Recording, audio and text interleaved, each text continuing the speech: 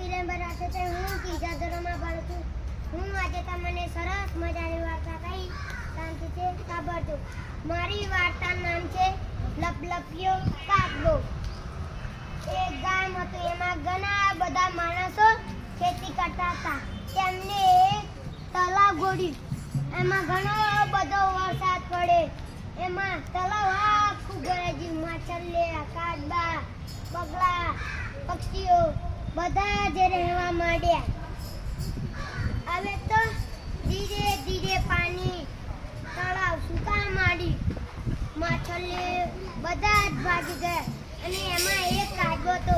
એ બોલ બોલ બોલ કરતો લપલપિયો હતો. કેવો લપલપિયો! એ બધું બોલ બોલ કરવાનો શોખ હતો. તે બે બગલા જોઈ કે કાચબા ભાઈ એમનાને તો બતાવવું પડશે. તે બે બગલા એક દંડી લઈને કાચબાને કીધી, તમે ક્યાંય રસ્તામાં બોલતા નહીં.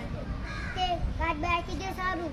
તે બે બગલા તો એમના પગથી પકડી દંડી અને કાચબાએ પકડી મારજાથી અને બગલા તો ફલ લેકન ઉડે અને રસ્તામાં ગયા. અને રસ્તામાં લપલપિયો કાચબો તો બોલ્યો અને નેચા પડ્યા પણ મરી નહીં. એમને દાદાએ જે પેરાસૂટ આવેલું એ કાચબા ભાઈ જેવા બોલે એવા પેરાસૂટ ખુલ્યું અને કાચબા ભાઈ બચી ગયા. એટલી વાર્તા.